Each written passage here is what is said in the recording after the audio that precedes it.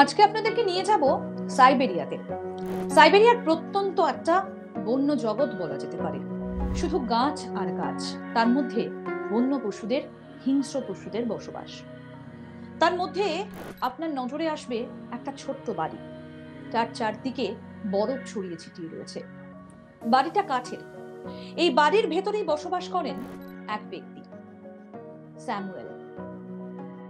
তিনি কেন সমস্ত কিছু ছেড়ে সাইবেরিয়ার এই প্রত্যন্ত দুর্গম এলাকাটাকে বেছে নিয়েছেন, যেখানকার তাপমাত্রা পৌঁছে যায় -70°। নিকটবর্তী গ্রামে যেতে গেলে 5 ঘন্টা হেঁটে যেতে হয়। এই জায়গাটার নাম হচ্ছে ইয়াকুটিয়া। আর এই ইয়াকুটিয়া হচ্ছে সাইবেরিয়া, অর্থাৎ রাশিয়ার কথা বলছি। রাশিয়ার সর্ববৃহৎ প্রজাতান্ত্রিক একটা দেশ হচ্ছে এই ইয়াকুটিয়া, আর যেটা আর্কটিক মহাসাগর বরাবর রাশিয়ার দূর প্রাচ্যে অবস্থিত। এই ইয়াকুটিয়া এমন একটা জায়গা যেখানে শুধুমাত্র বসন্তের শেষ আর গ্রীষ্মকাল ছাড়া সারা বছর থাকে বরফে ঘেরা, বরফের ঢিপি, বরফের পাহাড় এই অঞ্চলটাকে ঘিরে থাকে। আর তার মধ্যেই এই স্যামুয়েল, তিনি বেছে নিয়েছেন তার বসতিকে। তার সঙ্গে কারা থাকে জানেন? তার সঙ্গে থাকে তার 2-4 পেয়ে বন্ধু, একটি কুকুর, একটি নেকড়ে। কেন গত 20 বছর ধরে 66 বছর বয়সী এই স্যামুয়েল এই জায়গাটাকেই বেছে নিয়েছেন থাকার জন্য? অবাক লাগলেও এটাই সত্যি। কে এই স্যামুয়েল? তার জীবনযাত্রার ধরনই বা কেমন? যদি জানতে চান তাহলে এই পুরো ভিডিওটা শেষ পর্যন্ত আপনাদের দেখতে হবে। ভালো লাগলে লাইক করুন, শেয়ার করুন, কমেন্ট করুন। আজ তাক বাংলার ইউটিউব চ্যানেল সাবস্ক্রাইব করুন, আর নোটিফিকেশন পেতে অবশ্যই বেল বাটন অপশনটা প্রেস করুন। হোয়াটসঅ্যাপেও ফলো করুন আজ তাক বাংলা।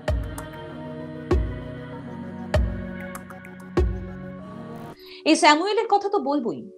কিভাবে তার জীবন কাটান তিনি, কেন তিনি এইভাবে থাকতে বাধ্য হয়েছেন, জীবন তাকে কি এই জায়গায় এনে দাঁড় করিয়েছে, নাকি তিনি নিজেই থাকতে চেয়েছিলেন সাইবেরিয়ার এই প্রত্যন্ত জনমানবহীন এই বনাঞ্চলে, জানাবো আপনাদের। তবে তার আগে এইরকমই ডেরিনকুইর কথা আপনাদেরকে বলেছিলাম। ডেরিনকুইর একটা গ্রাম কিভাবে এক রাতের মধ্যে জাস্ট উবে গিয়েছিল বলা যেতে পারে। ঘরগুলো রয়েছে, মানুষ নেই, হাড়িতে অর্ধসিদ্ধ খাবার, কিন্তু তারা কোথায় গেলেন? যদি না দেখে থাকেন তাহলে এই আই বাটনটা একবার প্রেস করুন আর জেনে নিন ডেরিনকুইর নানা অজানা ইতিহাস। তাহলে আমরা আবার ফিরি ইয়াকুটিয়াতে। স্যামুয়েলের কথা বলছিলাম। তার দিন কিভাবে শুরু হয় সেটা আপনাদেরকে বলি।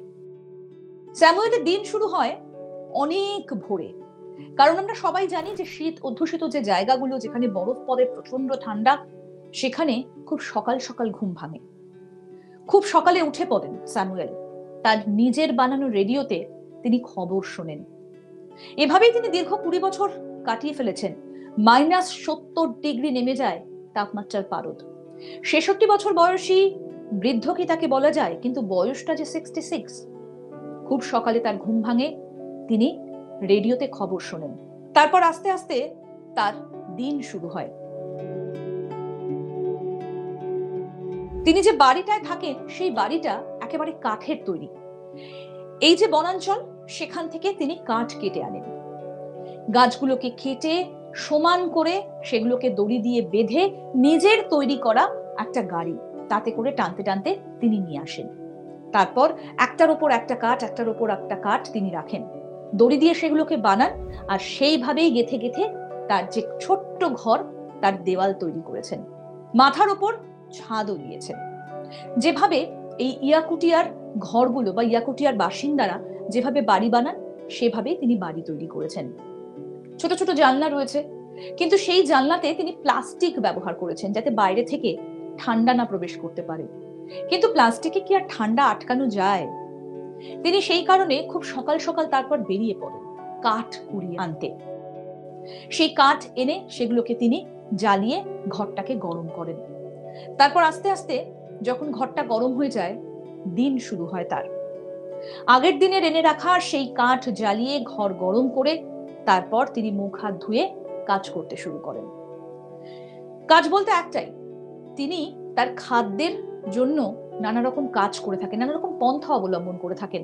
কারণ এই এলাকাতে খাবারও খুব কম পাওয়া যায়, কারণ বেশিরভাগ সময়টাই তো বরফে ঢাকা। তিনি ফাঁদ পেতে রাখেন মাংসের জন্য। মূলত যে খরগোশ থাকে, বন্য খরগোশ, ফাঁদ পেতে সেই খরগোশ তিনি ধরেন এবং তারপর তিনি সেই খরগোশ নিয়ে আসেন শিকার করে। যদি তার নিজের খাওয়া জোটে তাহলে তার দুই বন্ধু যাদের সঙ্গে তার সখ্যতা গড়ে উঠেছে, নেকড়ে এবং কুকুর, তাদেরও খাওয়া জোটে। আর তাকে খাদ্য সংগ্রহের জন্য অনেক রকম পন্থা অবলম্বন করতে হয়। যখন বসন্ত থাকে বা গ্রীষ্মকাল থাকে তখন যে হ্রদগুলো রয়েছে সেখানে মাছ ধরেন। কিন্তু তাই বলে যে তিনি মাছ সংগ্রহ করতে পারেন ব্যাপারটাও কিন্তু অতটা সোজা নয়, কারণ অনেক ক্ষেত্রে দেখা যায় যে এই হ্রদগুলোতে মাছ নেই। খাবার জল কোথা থেকে পাবেন? তাপমাত্রা যেখানে পৌঁছে যায় -70°, গরমকালেও তাপমাত্রা হিমাঙ্কের নিচেই থাকে। তিনি যেটা করেন, যে হ্রদগুলো রয়েছে সেখানকার যে ধুমায়িত বরফ সেগুলোকে কেটে কেটে বস্তায় করে বাড়িতে নিয়ে আসেন। কিন্তু এইভাবে যে বরফগুলো তিনি নিয়ে আসেন ধুমায়িত অবস্থায়, সেগুলোর মধ্যে নোংরা থাকতে পারে, শরীর খারাপ হয়ে যেতে পারে। তিনি সেগুলোকে বাড়িতে এনে ফুটোতে থাকেন, সেগুলোকে ফুটিয়ে তিনি বিশুদ্ধ করেন, তারপর সেই জল তিনি খান। এ তো গেল তার এলাকার কথা। কিন্তু যখন এলাকায় তিনি খাবার পান না, তখন তাকে খাবার সংগ্রহের জন্য যেতে হয় 5 ঘন্টা হেঁটে নিকটবর্তী যে গ্রামগুলো রয়েছে ইয়েকুটিয়ার সেইখানে। সেখানে গিয়েও যে তিনি তার দৈনন্দিন জীবনের কিছু সংগ্রহ করতে পারেন সেটাও বলা যায় না। কখনো কখনো তিনি তার কষ্টের জীবনের কথা সবাইকে বলেন, তাদের থেকে তিনি সাহায্য নেন, কিছু খাবার সংগ্রহ করে নিয়ে এসে শীতে খাবার জন্য সঞ্চয় করে রাখেন, কারণ শীতে ঘর থেকেই বেরোনো যায় না। এক মানুষেরও বেশি সমান উচ্চতায় বরফ জমে যায় ঘরের চারিদিকে, তখন তিনি আর ঘর থেকে বেরোতেই পারেন না। তাই তিনি তাদের থেকে অনেক কষ্টে খাবার নিয়ে এসে সংগ্রহ করে রাখেন। এমনকি এই যে বনের যে গাছপালা, সেই গাছপালার যে শেকড়, সেগুলোকে তুলে ভিন্ন উপায়ে তিনি ঝাঁটা তৈরি করেন। তিনি যখন যান নিকটবর্তী গ্রামে খাবারের সন্ধানে, তখনই ঝাঁটাগুলোকে তিনি নিয়ে যান, সেগুলোকে বিক্রি করেন। এক একটা ঝাঁটা তিনি $3 বিক্রি করেন। যে পয়সাটা আসে সেটা দিয়েও তিনি খাবার কিনে নিয়ে আসেন। কোন রকম তার জীবনে বিলাসিতা নেই। এইভাবেই দীর্ঘ 20 বছর কাটিয়ে দিয়েছেন স্যামুয়েল। তার কাছে বাথরুম গেলে, তার যে বাথরুম, সেখানে কোনো রকম কোনো শাওয়ার নেই, কিন্তু বাথরুমটা দেখলে আপনি ভাববেন যে কতটা আধুনিক মানসিকতা তার। পেট্রোলের যে পটগুলো পাওয়া যায়, যে জারগুলো পাওয়া যায়, তার মধ্যে তিনি জলগুলোকে ভরে রাখেন, আর নিচের দিকে যে মুখটা, সেটাকে তিনি শাওয়ারের মুখ হিসেবে ব্যবহার করেন। এইভাবেই তার শখ তিনি মেটাচ্ছেন। কিছুক্ষণ আগে বলছিলাম যে খাবার সংগ্রহ করে রাখা। প্রকৃতির তাপমাত্রা এখানে এতটাই কম যে খাবার সংগ্রহ করে রাখতে স্যামুয়েলকে খুব একটা কষ্ট করতে হয় না। কিন্তু যে কষ্টটা করতে হয় সেটা হচ্ছে তার যে দুই বন্ধু চার পেয়ে, তাদের কাছ থেকে খাবারটা বাঁচিয়ে রাখতে হয়। কিভাবে? না, মাটির নিচে একটা প্রাকৃতিক ভাবে একটা ফ্রিজ তিনি নির্মাণ করেছেন, যেটা ইয়াকুটিয়ার বাসিন্দারা করে থাকেন। মূলত ধুমায়িত বরফ আর মাটি, অর্থাৎ হিমায়িত বরফ এবং মাটি, অর্থাৎ যেখানে খুললে আপনি ধোঁয়া দেখতে পাবেন, কারণ সেটা বরফ থেকে বেরিয়ে আসছে মাটির নিচে। আমরা অনেক ক্ষেত্রে দেখবেন যে আইসক্রিমের গাড়ি খুললে ভেতরটা ধোয়া ধোয়া লাগে।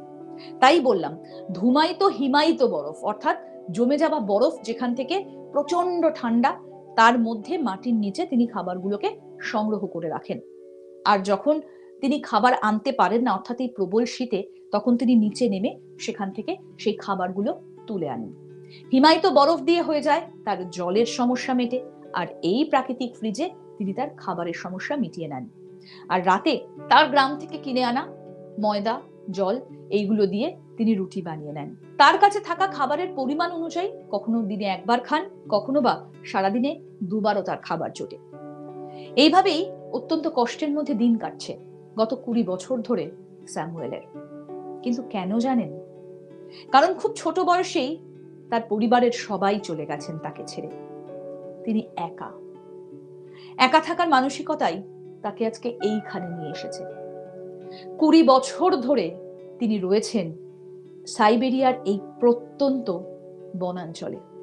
প্রকৃতির সঙ্গে লড়াই করছেন তিনি। ছোটবেলা থেকেই একা মানুষটা একা থাকতে থাকতে আজ তিনি এইভাবেই থাকার একটা ভাবনা থেকে এই যে সাইবেরিয়ার অঞ্চল ইয়াকুটিয়া, এইখানে এসে পৌঁছেছেন, যেখানে কেউ নেই, জনমানবহীন একটা প্রান্তর। বন্ধু বলতে একটা নেকড়ে আর একটা কুকুর। কাটিয়ে দিয়েছেন জীবনের 20টা বছর। 66 বছর বয়স আজ তার। প্রতিনিয়ত সংগ্রাম করছেন, লড়াই করছেন। বেঁচে থাকার রসদ নিজেই নিজেকে জোগাচ্ছেন। কেমন লাগলো স্যামুয়েলের গল্প? যদি ভালো লেগে থাকে অবশ্যই লাইক করবেন, শেয়ার করবেন, কমেন্ট করবেন। নোটিফিকেশন পেতে বেল বাটন অপশনটা প্রেস করুন আর এই ভিডিও সম্পর্কে আপনাদের মতামত জানান। আজ তাক বাংলার ইউটিউব চ্যানেল সাবস্ক্রাইব করুন। দেখতে থাকুন আজ তাক বাংলা, হোয়াটসঅ্যাপেও ফলো করুন।